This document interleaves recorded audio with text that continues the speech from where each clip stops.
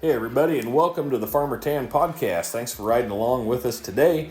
You're going to want to stick around. We'll give you an update what's going on in the farm and the world where we're living right now. We'll have a quick yep or nope session.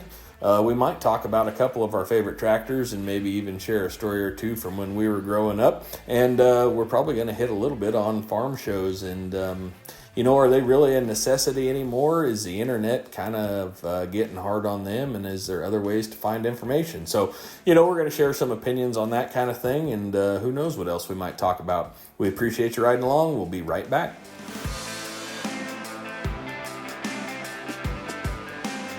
We'll go at it. Welcome back to the Farmer Tan Podcast. We appreciate you guys riding along with us, whatever it is that you're doing. If you're... what would you be doing this time of year? Maybe cutting some hay down, raking some hay, baling some hay out of shredding road ditches maybe? Yeah, that was today's project, was shredding or mowing. I know that could be a hotly contested subject of which one it is, but man, I forgot how hard it's that shredding. Yeah, it is. Okay, whatever. But I forgot how hard that is on a guy's back. 4430, 3-point mower, and you just come across the pivot tracks. Excuse me, the shredder bouncing across washouts, pivot tracks. I mean, tractor suspensions come a long way. Yeah. But also, you mentioned haying. I unwillingly put down cane just because it has been mid-90s and breezy here, and things are going backwards. The cane was starting to dry up, burn up, so I just went ahead and knocked it down. The windrows look like what I have after I don't mow my grass for 2 weeks. They're pretty pitiful. It's just kind of just enough to see. Yeah, and boy, we dried out in a hurry. I mean, it rained. We were very fortunate. It rained pretty easy out here this spring, and just seasonable to mild temperatures. And when we turned the corner here, about the middle of July, or so, and we're about burnt up already. Really, I know. We had a week of hot, but it was pretty calm and it stayed humid, and that sure helped. Yeah. But we got two days of wind with it, and it's amazing how much that can do. It's really crisp things up. Yeah, for real. So, you guys can't see us obviously right now. Suffice to say that just heat and humidity are not my friend. I grow a bunch of cane as well. I guess this is kind of interesting, right? So everybody calls things differently based on what region you're in. Just don't call it a mower if it's a shredder. Right. Or, vice versa. But, so cane, some guys maybe call that Sudex or sorghum sedan or, if you're running a silage chopper through it, maybe sorghum silage. That's basically what we call cane out here. It's like Milo that got away and joined the military and then came back all buffed up and ready to go. So real long and lanky. Yeah, for sure. And so we grow a lot of that out here. It makes pretty good grinding hay. The tonnage is kind of really what people go to it for. Yep. It takes up space in a feedlot ration and does pretty well.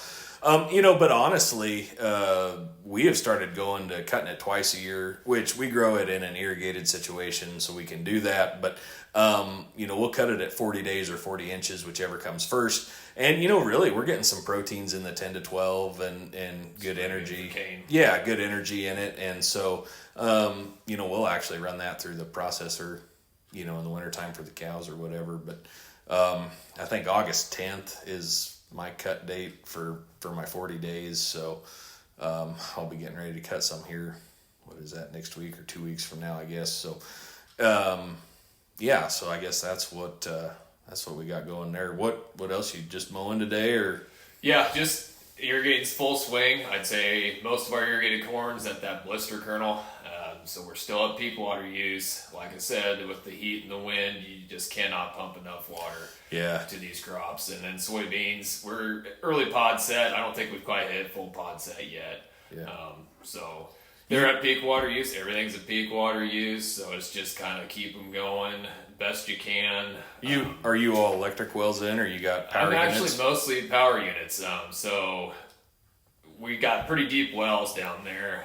Some of the deepest in the area. We're talking 250 feet to water, 300-foot wells, and a lot of it. So Yeah.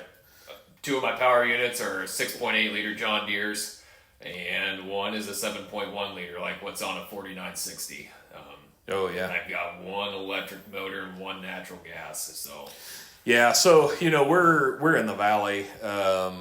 So we're just between Gothenburg and Brady, south side of the interstate, but you can hear the interstate from our place.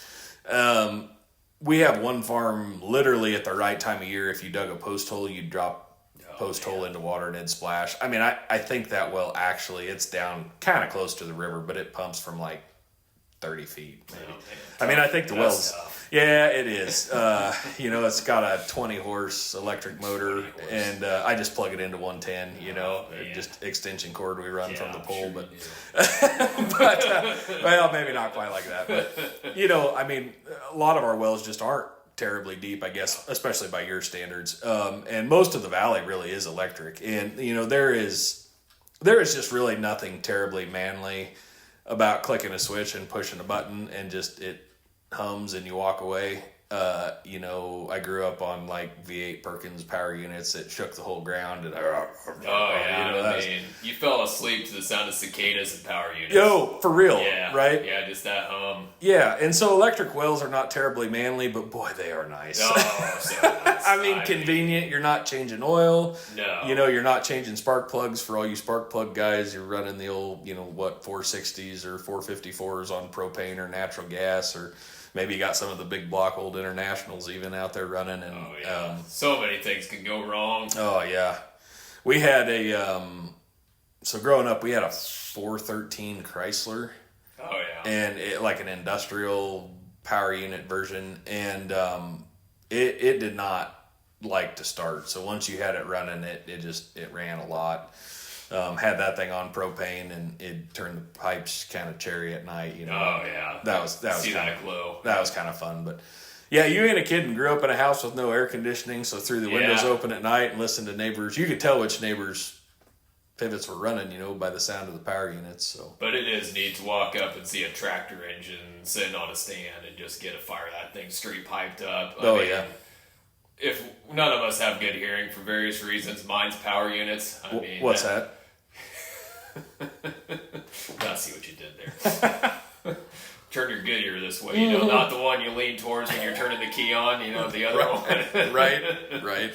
But straight pipe power units, that's a neat sound. Oh yeah, turbo whistle. Oh yeah, and you got that rush of adrenaline when you throw the clutch in and wonder if all the U-joints are good in the drive shaft. Now, my favorite game is like you just greased it, and how do you turn it on without flinging grease all over yourself? Yeah. And so it gets pretty adventurous on how you flip that and not obviously don't get yourself twisted up. That's first rule. Right.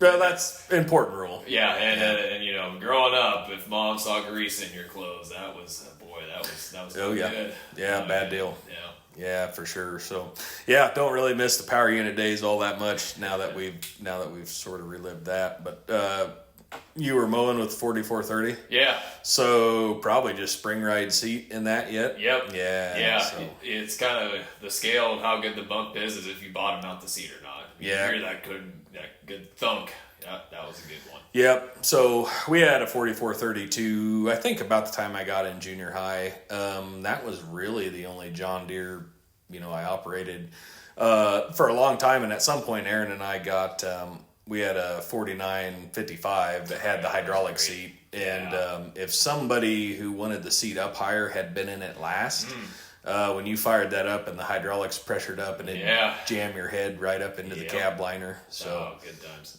Enjoyed that for sure. Along with getting hung by the door lock post, it'd catch the hood on your sweatshirt. You'd be bailing out of there to go tell the truck driver something at harvest time, and it'd get you around the neck. Also, my boys will never know what it's like to take a nap in those sound guard cabs and nail your head off a bracket about when you dozed off.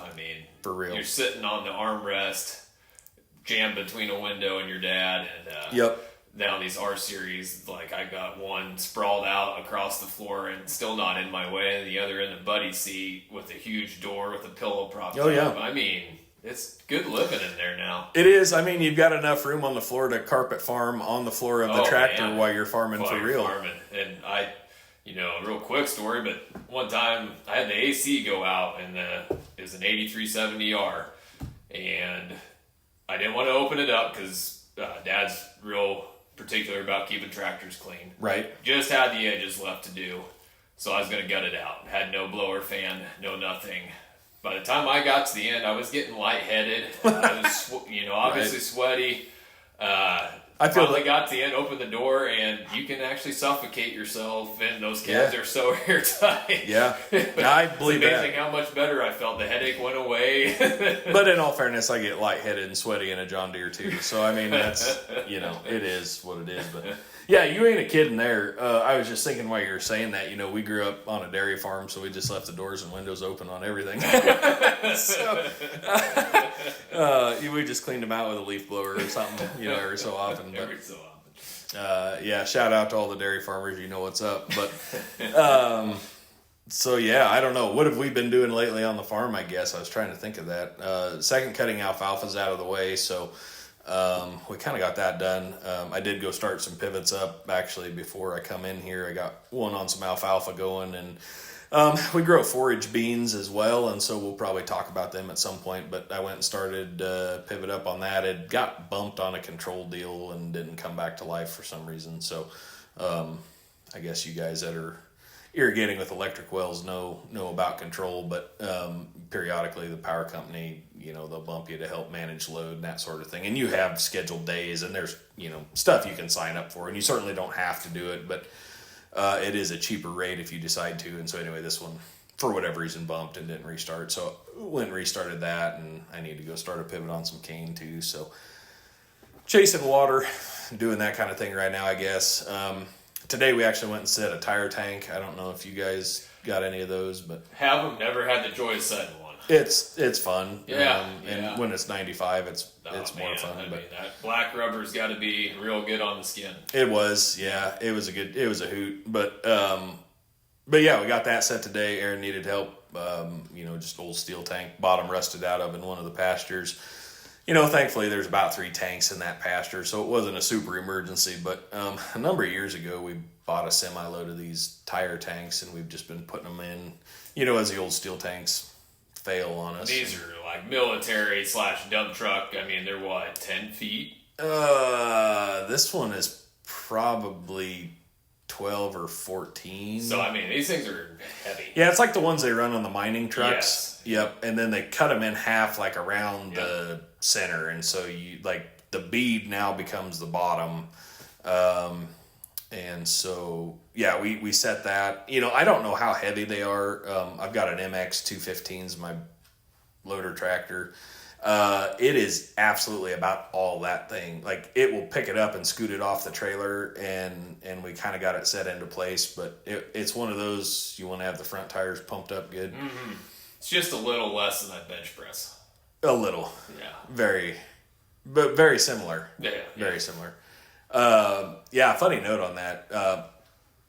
Side note, I helped coach baseball in the summer, and one of my baseball kids, now mind you, I was on coaching 12U, so they're 11 and 12-year-olds, and I had some kid trying to tell me that he could deadlift like 250 pounds or whatever, and I'm like, you're 12. You're 12. I don't think your dad can deadlift 250. I'm just saying. So, but anyway. So, yeah, got tire tank set. We pack the bottom bead full of dirt. Then we dump dry sacks of concrete in there and turn the water on and let it cure that way. So, had really good luck with them. A couple of fighting bulls ain't going to tear them up. No, that's lasts a long time. Yep. So that was a plan for today. Got that kind of done. Worked the store this morning till noon, and kind of got that done. So that's, I guess just trying to keep up with, fencing and whatever all else ranch stuff in the summer. But yeah, I'd say kind of the biggest thing other than irrigating facing right now, July 3rd, we got hit with hail, pasture, and a couple pivots. Yeah. So it's been kind of figuring out what to do with that. It took the adjuster a long time to get there because we've had so much hail in the area. Finally, kind of It's a typical. The hail side was pretty simple, multi-peril. You got to leave test strips. So I was getting ready to destroy it. I was going to do a cover crop. Had a neighbor approach, said they would want to do it for silage on shares. So we're going to go after that before it sets an ear, because the stocks just will not support an ear. So we got that coming up. I've got to kind of manage the cattle on the pasture. We haven't caught a good shower recently to help that grass come back. It mowed it down, so probably going to be moving some cows to, luckily my brother had some extra pasture, so move some cows down there. So it's just kind of, that's kind of a wrench in the gears that it wasn't anticipating this summer that I'm kind of dealing with right now. Yeah, that's kind of disappointing too. So yeah, it's kind of, it's part of it. For some odd reason, we're just in a bit of a hail streak there. Yeah. Are you going to are you have any fields you are going to destroy, or are they either going to make corn or silage? Or yeah, they're going to do both of them on silage. So found a couple neighbors that will take some that can feed it. He'll take half. So fortunately, I don't have to pay for the expense of chopping. I didn't want to do it. I didn't think it'd ton out well enough to justify that. Plus, I don't need that much silage. So yeah, it worked out good. It works out good for everybody. I was glad someone called me and mentioned it, because otherwise it would be getting just under, and that would be a big project. And it just works out better. Yeah, it's that whole lemons and lemonade thing. That's right. Yeah. Which I don't know. I get most of my current events from memes, and which is also where I get most of my interesting tidbits and facts and stuff. But I saw somewhere one time that it said, unless life's also going to give you water and sugar, it's going to be pretty bad lemonade. True. So, yeah, that's fair. I don't know. Hopefully your lemonade turns out better. But done anything else fun this summer? Been camping or anything? No. It's an inside joke there. No, just been, the boys are getting old enough that this year I've got to let them, we've been working together a couple days a week, kind of had them come around with me. So that's kind of been nice.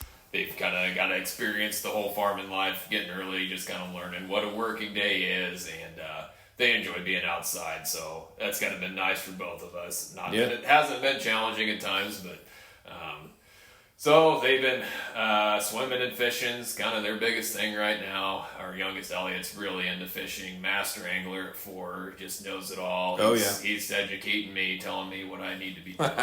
Right. I was going to say, your son Owen's been up at the lake a couple times when they're there, and man, they just eat him up. They love everything. All the knowledge Owen gives is gospel. So well, Owen is full of a lot of knowledge. Well, hey, I'm not catching anything. I decided to get my own fishing permit. If I'm going to be up there, I might as well be doing something. And goose egg for me, and they're catching fish, and I'm not. So clearly, and he's pulled a few decent catfish out of there, I guess. So I've been good luck with that. But we went golfing here a couple weeks ago. Yeah, that was a sight to behold. I mean, I heard the Open across the pond was, a lot of high scores, a lot of tough golfing, and we did that on a real simple course in pretty good conditions. Yeah, we didn't have to travel at all to be poor golfers. No, hole 2, Owen hit one into some trees, and man, I found about 10 golf balls there, and I don't count strokes. I count how many golf balls I come home with. If it's a -3 day or a +3 day. Yeah. And I think we were +6 that day. Yeah. That was a good day of golf. If you're 10 over, that's extra golf balls in the pocket for sure. Exactly so right. That's a good thing. But a little golfing. Jared, I asked him one time if he enjoyed camping, and he abruptly told me no, he did not. So that didn't go any further. But we do enjoy camping. So I was trying to think if we've been out twice, or maybe we've only been out once so far. It's been busy. But maybe we'll get on the backside of summer and get to do a little more camping. But I enjoy camping, so do a little of that. And both my boys play baseball, so May and June we stay pretty busy with that, and I helped coach some of that this year, so that was fun. And I don't know what else, man. Just a little of this and a little of that everywhere else. So I know everybody's busy, so it's just for real time of year.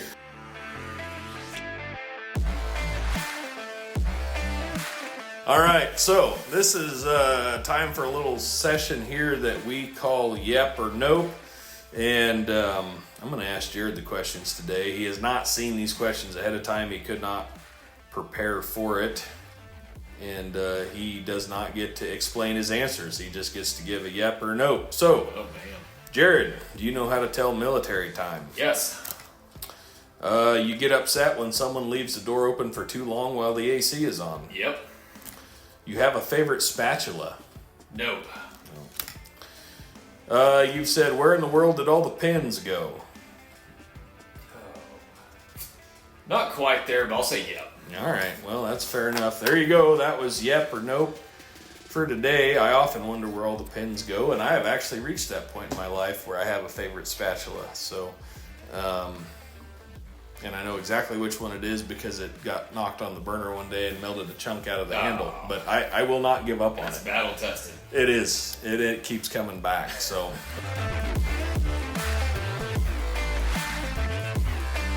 All right, so I got a question for you. You're talking about the 4430. Right. And so I started thinking about that, and I was wondering, I want to know your favorite tractor of all time, but it's got to be one that either you've owned personally or something that your family owned. Yeah, this is an easy one for me. John Deere 4840. Grew up with it. It was kind of Dad's main farming tractor when I was younger until he got the 8300. Man, when was that? Late 90s. So, I mean, that thing had power beyond for its time. I mean, it was up until he traded it for a loader for that 8300. I mean, that thing was still doing field work at a level for the equipment we had. So, I mean, talk about an 80s tractor still doing it in 2000s, having enough snort. Yeah, so a 4840 would have been mid-80s? I think so. On I'm that? not positive I don't know. what I'm year not it exactly was. sure. But yeah, that's one of those tractors that got, I just wasn't at a point where it seemed feasible to buy it when Dad was trading it off, but that's a regret I have. Yeah. So I have the serial number for it. I'm looking at the online auctions. I know it went to the local dealer. I have a feeling it's still local. I'm hoping someday to get that tractor back because it was just kind of it was the neatest tractor when I was young. It was still neat when I started farming myself. I used it a couple times on my own operation, and it was just as great then as it was when I was a kid. Yeah. And I mean, 40. So what? A 4840? You were talking in the 100 and It's close to 200 horse. I say, is that okay? I was gonna say maybe 180 or something. Yeah, I would say that's probably close. Two-wheel drive. Yep, Front wheel two-wheel drive. But I mean, the front rims on that pretty wide. Yeah. There's a lot of weight in those front tires. Not a lot like a lot of other tractors. There was. Yeah. You had to work to pop that thing up. I mean, not saying it can't be done, but just not like a 4430 where you just have it 1200 RPM and dump it in second and away we go. Doing wheelies. Right. When Yeah. you're shredding. when you're mowing a road ditch. Here we go. Or the greater ditch if you're from southeast man, Nebraska. yeah. But yeah, I don't know. So I was thinking about that favorite tractors, and I probably my first favorite. We had an 826 International growing up. Granddad bought that brand new, and I think I'd have to ask Dad, but I think it was 69 and 1969. He bought it brand new. No TA on it, ordered it from the factory that way. He said, the torque always goes out on them tractors anyway, and he thought that was a big enough tractor. He didn't need it. A lot of 826s were hydros, but this one was a gear drive, and that was our big tractor for a long time, or second biggest tractor, I guess, from what I remember. But when they bought that, it was the big tractor. They pulled 5 anhydrous knives with it, and man, they thought they were, getting some work done. And boy, I'd hate to guess how many tons of silage that thing blew up the silo. It ran the silo blower forever. We ran it on the silage bagger. That was the main manure hauling tractor. I mean, it did a lot. Main planting tractor and all that kind of thing. And so I don't know. I guess that's what started my love out of red tractors. And anyway, it's still at home. It's in the corner of the barn. It's been retired. It really needs a resto job on it. Oh, it's nice to still have it though. Pretty bad, but it is still there. And so hopefully me or my brother or somebody will get a chance here sometime in the future to just fix that thing back up. But So that is probably my favorite tractor. That's, one that I spend a fair amount of time on learning to drive. And, it's kind of funny, but so an 826 is like 80 PTO horse, right? And but I remember planting, we were pulling we used to have like a 7000 series Deere finger pickup planter, or maybe it was a 7200. It's been long enough, I can't remember. But anyway, it was a drawbar planter, 6-row, and that 826, man, we had saddle tanks on it like it was the real deal. And Dad out there planting away, and man, it probably, I don't know what year it would have been. If it would have been 93, it was a pretty wet year. And we had duals for it, axle mount duals. So we slapped the duals on that thing, and man, we thought we were big time, right? But but it kind of seems a little silly now. At 80 horse tractor, you'd put duals on it anyway. But if you got it, it'll pull it. Just let her eat, right? Yeah, man, that's what we did. And so I don't know that.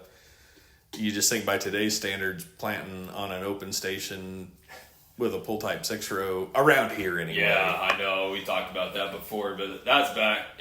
Farming was work. Oh man, yeah. Now getting in the tractor's like almost a day off. It's just it is so much different. Yeah, I'm ready to go cut hay. I'm tired of putting tire tanks in, so I'll go sit in the swather and not have to work so hard. But it was. And there is definitely work to aspects of farming now, right. but I mean, boy, I don't know. You plant 100 acres a day on an open station tractor, man, you've got some work done. Yeah. So yeah, it's a disappointing day anymore. So I would think. Yeah, we're more productive, but yeah, it's gotten a lot easier, and yeah, every generation works hard. I believe that. Because, for real. I know a lot of times you look at the older generations and think they worked a lot harder in a lot of ways. Physically, they did. And it's just a different type of work now. We're all still working hard. It's just, planting's easier than it was, but we're also planting probably 5 times as much per person than, 50, 60 years ago. Yeah, for real. Yeah, we were loading like dual 2 Magnum or something in 150 gallon saddle tanks on that 826 and pouring granular insecticide that smelled like green apples. Yep. Which is probably a bad sign if you know what it smells like. Right. Yeah, that won't come back to bite me. No, I'm sure it just, that little twitch you got in your, that'll go away. Yeah. But, and growing up, so down in that part of the world, we're basically full tillage down there. So, we disc everything in the spring usually. Sometimes if fall was open enough, we might run a disc in the fall, but anyway, good dirt out there. Yep, and so we'd disc everything. We'd knife and hydrous in, and then you'd hit it once with the field cultivator, and then go to planting. And so, on that planter we had Dad always in those saddle tanks. They were like 150 gallon a piece, and we mixed up whatever chemistry concoction. We were running. You're laughing because it was like our Demco side right now or. 550 aside. Right aside. Right. So 1,100 total. Yeah, right. And, but we never split that 826 in half either. So. That's true. We haven't yet, but we're working on it. But yeah, so we would spray while we were planting. And so whatever chemistry cocktail he was laying down, atrazine and whatever else. I suppose when Roundup came along, we probably put some of that in too, just to burn off any little grass that was coming. But had a sprayer boom mounted to the back of the planter. Each individual row unit had its own sprayer nozzle. Yeah, and then the planter itself had tanks on it, so we were laying down starter fertilizer with that. And so it's just the epitome of efficiency there. Well, we thought it was pretty cool, and I will say as time went on, we kind of went away from spraying with the planter. Dad got a little better sprayer, and we would just, do our pre or whatever ahead of time or chase the planter or whatever we were doing. But yeah, growing up, we had to load saddle tanks, you had to load seed corn, you had to put force insecticide. Everything was in bags, I forget. Yeah. Sometimes the Pro boxes are not that old. No, they're not really. And so bags of seed corn in there and bags of force insecticide in the back. And it took probably a good hour to load an 8-row planter. I do remember, that might be exaggerating a little bit. Well, it depends if the pump. Depends on the help. Yeah, or if the fertilizer pump wanted to run.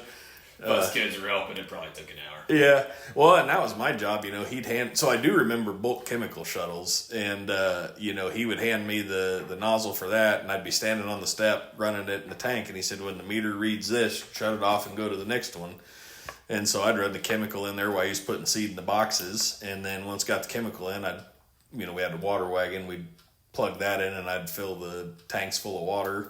While he was putting the insecticide in, because, I guess herbicide was not as dangerous as the insecticide part. So so he'd load the planter with everything and plus fertilizer, and I'd load saddle tanks and I don't know. But it was fun. I mean, when we play farmed, we carpet farmed, it was the same thing. Exactly. I mean, we had our pickup set up with tanks in them, and we had a flatbed trailer with a tank on it, and I mean, that was all we knew, I guess. Oh, I know. And I mean, talk about the day. I mean, no cell phones, no internet. I mean, being outside was the best. I mean, the best thing. Yeah, carpet farming was good, but you had all winter to carpet farm. I mean, that was the off-season farming, and in the summer it was, how much can you be around Dad before you slow him down? Oh, yeah. Yeah, and I'm sure I slowed him down a lot. Yeah, but now you look back at your own kids and you kind of understand the other side. You see the excitement, you understand how much you got to get done, but there's value in just having them around, and it's okay to lose a little, time efficiency. Yeah, okay, so you brought that up, and I remember, there's this one I'll always remember, and this was, boy, I couldn't have been 5, maybe. And we had a 70-40 Alice growing up, and we had a, I don't know what it was, probably 24, 26-foot field cultivator that we pulled behind it, and that was back in the days, I don't even know. So if you haven't figured out, Jared and I you're what, 8? Age-wise? Yeah, 8 33. years. 8 years younger than me almost. So I don't know if you remember Eradicane or not as a product, but it was one that had to be incorporated. Okay. And so we had a big 3-point sprayer that we put on the back of that Alice. They'd taken the booms off, and so we were just carrying the tank on the 3-point, and then we had a sprayer boom set up mounted on the field cultivator, and we had to incorporate that chemistry. And so we were in the same field as Dad. Dad was planting. I think at that time he was running like a Cyclo 600 international planter, pulling it with a gas burner 706, and Grandpa and I, we were in the 70-40 field cultivating away and putting that down. And for whatever reason, it was kind of a cold, damp spring. And, those old field cultivators wanted to be dump rakes. Yeah. Worse than they wanted to be field cultivators. Yeah. Just miserable. And it's like anything else. We were growing 150 bushel corn and 300 bushel trash, trying to get through it. And in that part of the world, we didn't graze stalks or anything like that. We didn't anyway. And so, it had probably been dissed once and anhydrous, but anyway, the trash was not flowing. So if you've ever been in an Alice, there's this little spot, like kind of behind and beside the seat in the back cab corner, and it's just right for a 5-year-old to sit back there. It's sort of the inside hump of the fender well, and so I was sitting back there, and Grandpa said, my job was to look out the back window and let him know when trash was plugging up the field cultivator. And so, because by then he's old and turning around's not as much fun, and so, which I understand now, but so anyway, so I was riding, Grandpa's plugging up, and he'd, and so we'd lift it up and go out where we hadn't been and kind of, the drill. You shake it up and down, shake it and bounce it and shake it out and come back. Yeah. So we'd go for a while. Grandpa's plugging up again.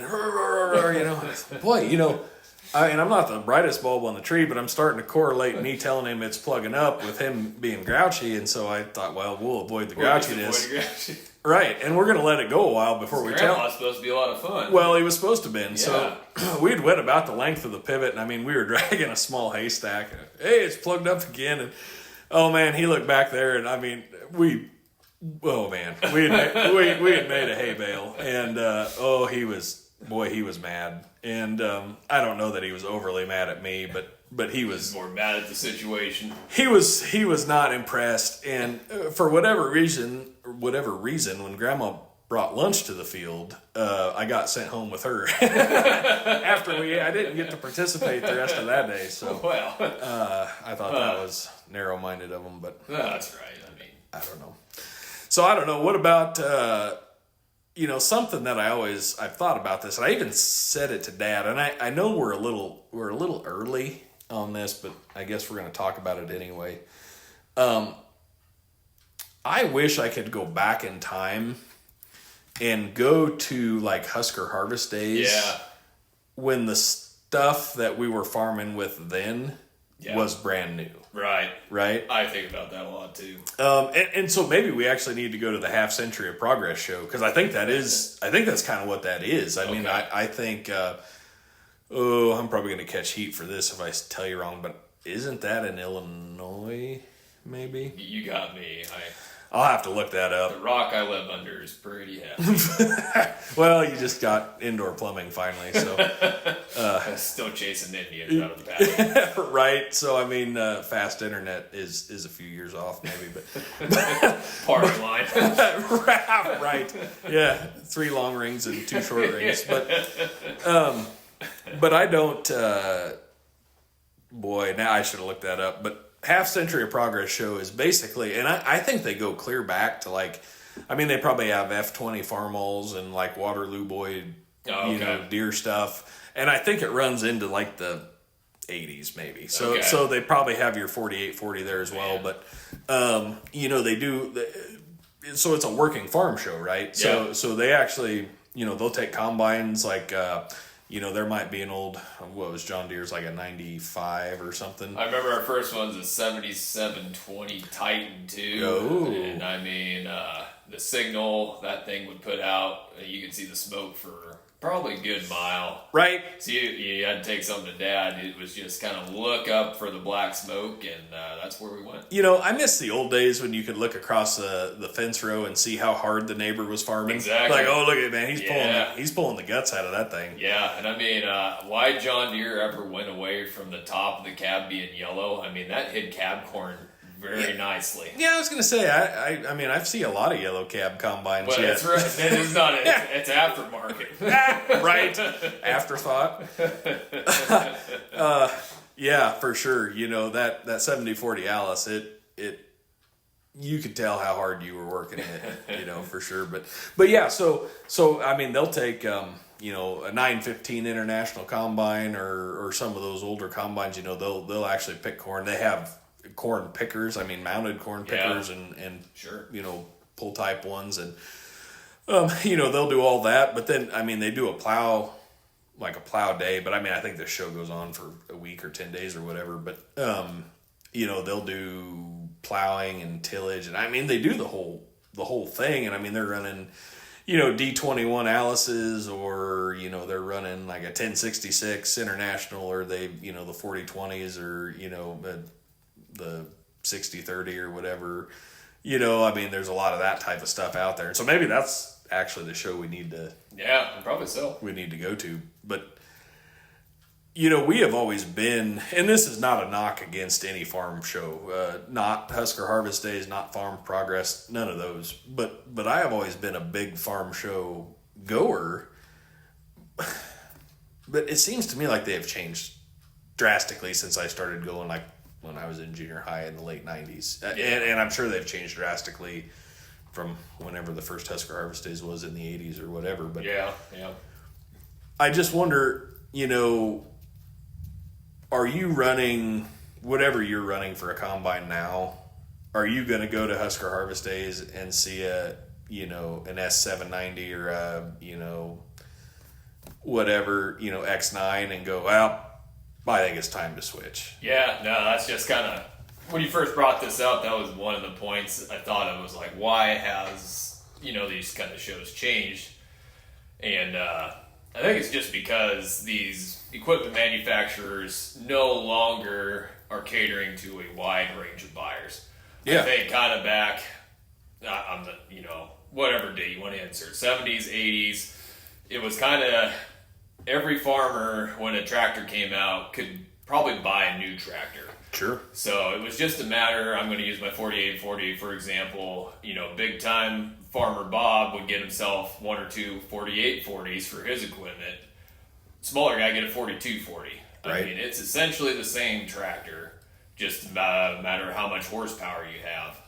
And but everybody was kind of in the market, could buy new equipment if they wanted to. And now it's just gotten to a point where John Deere, Case, whoever, only has to cater their new equipment to a few guys that are actually going to be able to afford and run a piece of machinery that big and use it to its potential to make a cash flow.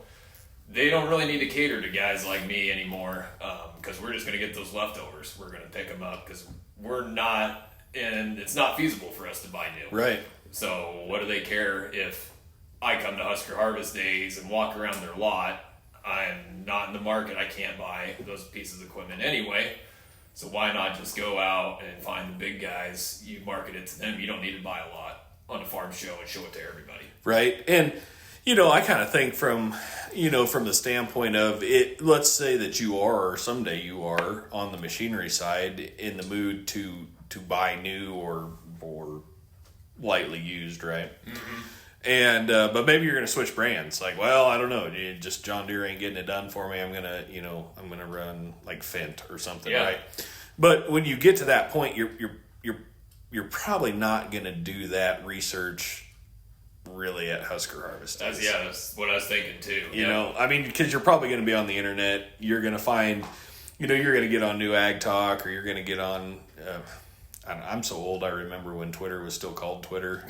Is it X or X, Twitter or X Twitter or anyway, whatever it is? But you're going to try to hook up with people who are actually running that piece of equipment. Anymore it's not. You'll find a buddy or an acquaintance for sure. Like, hey, are you running that tractor today? And they're like, well, yeah, I'm out strip tilling with it. Like, can I just come ride with you or run it a round or two and just see? And so I think that day of swinging that decision, but even if you look at seed corn, right? Like, if you decide you're going to plant Pioneer and that's what you're planting, and you're kind of interested in maybe some DeKalb too, like, you're probably not making that decision at Farm Progress Show. Mm-hmm. And maybe I'm wrong. I had the same vein of thought. And I don't know if that's just a generational thing. I think it is, and it's a combination of how we consume information. Because I was thinking before the internet, and this could go into multi-pronged things, but I feel like you used to go to the dealership to learn about the equipment you were interested in, and the salesman was the conduit that gave you the information about this new tractor, this new field cultivator, whatever. You were learning it from the salesman. It was their job to educate you. I think now I'm going to go to the internet. I'm going to learn as much as I can on there. I'm going to talk to people who have similar equipment, read reviews. By the time I go to a dealership for a car, piece of equipment, anything, I think my mind's 70% made up. Yeah. It's just a matter of price. Like, I know most of it. So I don't know if that's part of the difference too, is I'm not going to go there and listen to a 30-minute presentation on a tractor. That's just not my interest to go do that now. Right. And, so I actually sold for a Case IH dealership for a little bit here, a number of years ago, salesman for them. And, what was interesting at that time even was there, as a salesman, I brought value to the deal, but I had customers coming in that almost knew more about the machinery than I did. And just because that is all that information is out there, and like you said, maybe they already talked to somebody who is running that machinery, or whatever it may be. And, so that was kind of one of those things where,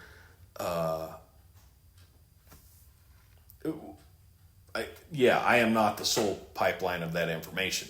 Mm-hmm. So if it's that way at the dealer level even, then certainly at the farm show level, sure, I wouldn't expect any different. But it kind of makes me sad, right? Because I love the farm show. Yeah. But I have noticed even just a change in the farm show.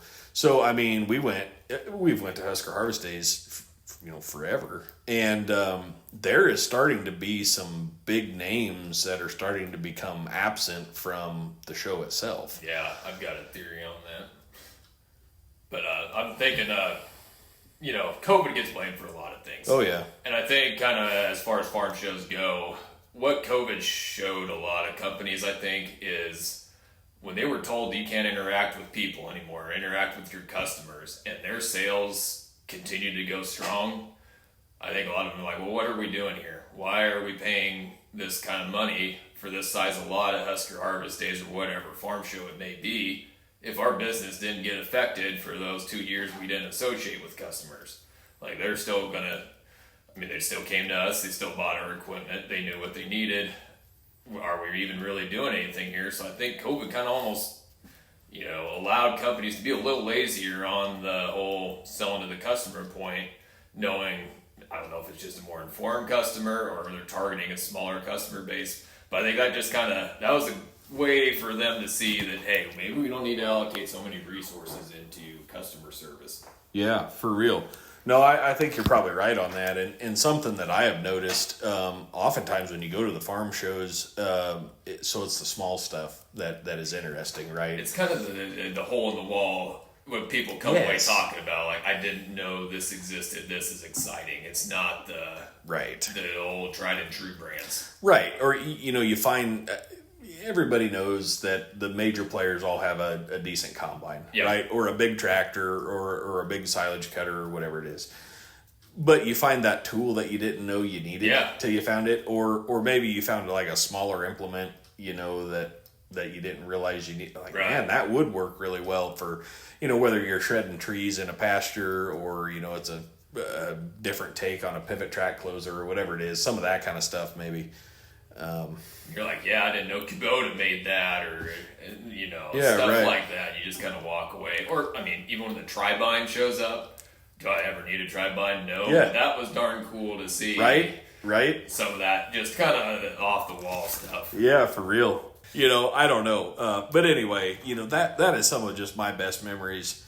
Is finally by the time I was in junior high, Dad said, okay, you're old enough to go with me and not slow me down. Yeah, right. A lot of walking. Man, so much walking, right? And so I've been going since I was in junior high, which would have been in like 96 probably, I think would have been about my first one. Or 97, I don't know, somewhere in there. And so we've kind of seen it progress. Like, there was still a lot of true machinery there. Saw the kind of big boom on technology. Right. I remember when Seed Corn Row had, whatever it is, 20, 30, 40 different seed corn vendors, and now that's kind of getting whittled down. It's amazing how they all have the biggest ears you've ever seen. Ever. I mean, ever. And, you go in and they have, some information and some stuff there. But I think, it's people looking for free bags and free yardsticks. It's a lot of looking for free stuff. Yeah. Which the free stuff has gone down. I think a lot of that is, and I think a lot of these companies now treat it more, instead of a sales event, it's more of a showcase. I think so. Yeah. And the other thing I was thinking on, the equipment stuff at farm shows, I think price transparency has been another issue for customers not being so excited to kind of go to these farm shows, because you look at this combine and you want to know how much it costs. Well, there's so many options, and they don't want to nail themselves down to a price. So it's even hard to get a price out of anybody when you see something and you just kind of want to price shop, and they almost want to get you halfway through a contract before they really nail you down a price. Yeah, for real. And I will say, and I'm not going to call out a brand, but it's somebody who's kind of up and coming, but maybe isn't super prominent in the row crop world at the moment. And when they were entering that market, they were there, and we went to the booth, and they had a tractor with bar axles and big frame, and it was a row crop tractor. And so I just said, hey, like, you guys are rated for saddle tanks and all that kind of stuff. And the guy's like, I don't understand what you're talking about. And so I said, well, like, some guys talk about hanging barrels on the side of the tractor, like anything. And he's like, yeah, I still don't know what you're talking about. Yeah. He's like, I'm not from anywhere around here. And I'm like, well, okay, so you come to Husker Harvest Days. We're predominantly, row crop, corn and soybean side, cattle stuff and that sort of thing. Like, you should probably know if your tractor can handle saddle tanks, or what a saddle tank even is. And so that's a little bit of it, is they ship in the corporate guys. They do. And I'm not dogging on them, but like, if they don't even know what we're talking about, how can they even know if their equipment will do it? Exactly. And so that's that too. That's a bit of a frustration there, I guess. Yep. But I don't know. You said something about I didn't even know Kubota made that. I'm sort of interested in a Kubota tractor. You know, we talked about that, but they've kind of caught my eye. I've talked about Deere case. I'm like, would somebody just make an economical version of what you're doing for guys like us? And then it goes back to my original thought. I'm like, well, why would they? They're doing just fine selling to a few big guys. You know, why would they do an economy? It just doesn't make sense. I feel like that's kind of where Kubota's starting at. Part of me wants them to stay there. I hope they kind of do. But talked to a guy at a Kubota dealership when I was just killing time waiting on a car to get serviced, and he talked about, hey, this is designed for maintenance to be easy. We keep the hydraulic levers mechanically driven, not electronically. So this is kind of meant to be a tough, simple, economical tractor, and I really like the way they were built. Yeah. The tractors either come with Firestones or Michelins. Yeah. I mean, and so you're getting good tires, which this day and age is worth a lot. Yeah, right. And just take a look around, you can see, like, you just had that sense of confidence, say, hey, I think I could fix a few things on this. Had I, where I look at my series Deere, and I'm just afraid to look at it wrong, and that a wire in the harness might short out.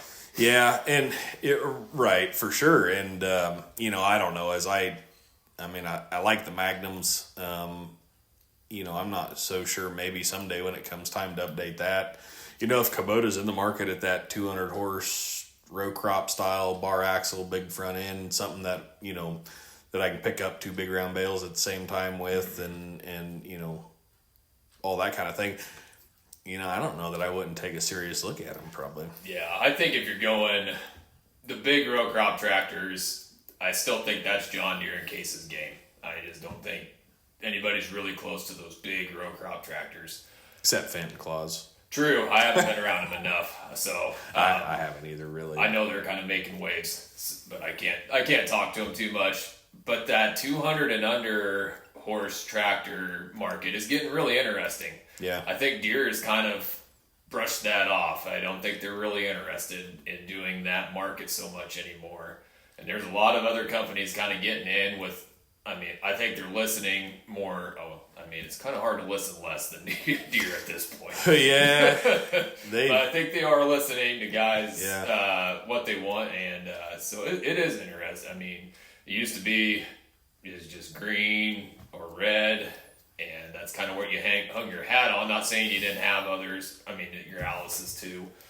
But it's just, I think now guys got to look at options, because it's just Deere and Case are kind of pricing themselves out of a lot of the markets we're in. Well, and it's interesting. If you farm 10,000 acres, you probably don't need 150 horse tractor. No, really, there's guys mowing ditches with 235 horse yeah, tractors. right. They're putting the R series on there. Yeah. And, honestly, there's Westfield or Brandt or whatever your auger flavor is, that, their recommended horsepower is 200 plus on those augers. So, I do understand that, but not everybody is in that boat either. So, especially the livestock guys. Yes. They're kind of getting left behind in it all. Yes, and so I'm kind of interested, what Versatile's back in the market. Yeah, I saw that's interesting me too. And at one time, it was my understanding, and correct me if I'm wrong, or somebody out there probably knows, and feel free to correct me, but I think when they started coming kind of back to the market, the tractor that they were basing their entry tractor on was like the New Holland Genesis series. Okay. So what would those have been, like an 8870 or an 89 something, I think.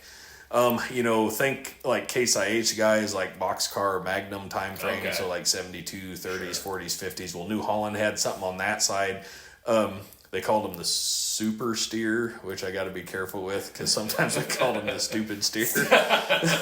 Because, so the front end turned like a typical front end, and then it had like a I don't even know, like the entire front end would rotate as well besides turning. It was like a turntable style. And it was supposed to let you turn crazy sharp, like in for row cropping, but I think they did not work that well once they got some hours on them. And I think a lot of guys spent a lot of money to keep them things working. And so, but anyway, I think that was kind of maybe one of the base sort of idea for Versatile coming back. And I think, those were really good tractors. Yeah, they were. I'd never been around them. They kind of stayed east of here, out in probably the I-States, a lot of them. Yeah, probably. But people talk glowingly of them. I mean, you got the Versatile guy, you got the Steiger guy, and those guys just, they love them. They'd stand by them. So I have seen some. They intrigue me. I see Big Bud's trying to do a little bit of a comeback. I don't know if that'll ever get to mass production. Not everybody needs a Big Bud, but everybody wants a Big Bud. I think. Did you go to Husker Harvest Days last year? No, that's kind of my issue. I haven't been to farm shows in a couple of years because Husker Harvest Days moved it back another week into September, and we are always cutting beans. Yeah. And we, anybody's been to Husker Harvest Days knows it's either going to be windy and hot, or it's going to be very muddy and cool. Yep. And the past few years have been windy and hot. That's good for soybean cutting, not good for me going to Husker Harvest Days. I need a rainy and cool day to make it back over. Yeah. Well, have a Misty's pork sandwich again. Yes. Well, the good news is that, and I would be interested to talk to somebody from Husker Harvest Days to see what their overall attendance is doing. In my mind, I feel like it's down. My wife and I have been to enough shows. We went in the middle of the week last year, like on the Wednesday. Yeah. And usually, man, that is so full. It's hard to talk to people. And I mean, last year, there was about 2 hours in there where it was pretty busy. And other than that, it was kind of slow. So overall, I would like to know what the numbers are doing, but I mean, they've concreted all the streets now. Yeah. So the days of stomping through the mud, if it is rainy, is all kind of over. I mean, they've done some phenomenal improvements. But I'll see if you back me up on this. But there's got to be so many go-karts flying, golf carts, sorry. Yeah. Go-kart. That'd be interesting. I don't know. Go-kart would be fun. But I mean, so many golf carts going around. And it's just it's miserable walking anymore. You've either got somebody too slow in front of you. Yeah. And about the time you get ready to merge in the other lane and go around them, here comes a golf cart. Yeah. So part of that, I mean, it's just that it's getting so clogged up with equipment driving around. Yeah. And obviously the time of year, which is Husker Harvest Days, that's why it is when it is. All these other farm shows are in the winter. It makes a ton of sense. Those would be easier to go to, but like I said, the rock I lived under is rather large, and I just don't make it into Iowa or Louisville, so I've never been to those. Yeah, and no, I do agree with you. In fact, I've actually thought about taking a golf cart or a side-by-side so I don't get run over. I just want to snowplow in front of one and just kind of get them off then. Well, it's hard to carry all the free stuff if you got to walk all day. Any equipment dealer wants to loan me a loader just to kind of clear the streets out. Yeah, maybe we ought to go out there and just rent golf carts. Somebody's probably got that stitched up. Just hop in the ones they just got abandoned and go park them somewhere else. Right. So, but yeah, and I'd like to go to Farm Progress Show. I think that's a little bit ahead of Husker Harvest Days, but probably not much. And it was kind of the same time of year. Or maybe it's even the end of August. I'm not sure. Somebody that goes to that, hit me up and let me know when it is. But I'd like to go to that. I'd like to go to Louisville Farm Show. Yeah, I've heard great things about it. I'd like to go catch a tractor pull down there. Just big into tractor pulling anyway. But I would like to actually see the show. If I ever get ambitious enough to travel on a grand scale, like the Agritechnia show or whatever it is over in Europe. Oh, man, I didn't even know that one existed. I think that'd be fun, just to see, just because, right? Yeah, and I mean, I also think farm shows are a little more fun when you're actually eyeing something.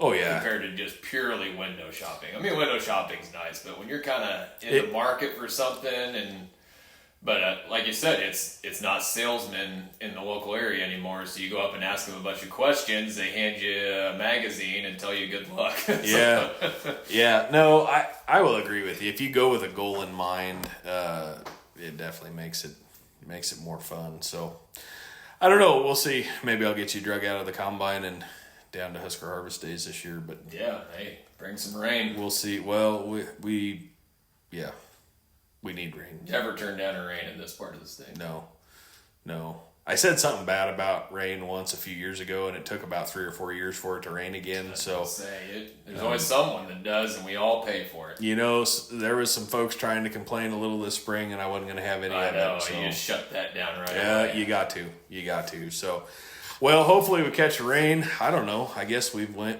probably far enough that maybe we'll shut this one off here. If you are still with us, we really appreciate that. Yes, thank you. Yeah, let us know. Leave us some comments. You can find us Farmer Tan Podcast on Facebook, Instagram, maybe YouTube, and you can certainly leave comments. Tell us what you want to talk about or what you want us to talk about. And I don't know, this one was okay, right? Yeah, not bad for a first one. Yeah. Take constructive criticism, welcome. Yeah. Mean comments. Yeah, we ain't got time for that. Yeah. But just come back. They'll get better. I promise they'll get better. Hey, you're on the ground floor. Just Yeah. think about that. Yeah, someday you'll be like, hey, I remember when those guys started out and they weren't very good, but now they're just kind of average. Yeah. So, but anyway, yeah, if you're still riding along, we appreciate it. We hope you get everything done that you're wanting to get done in the week you're listening to this, and be safe. We'll catch you next time.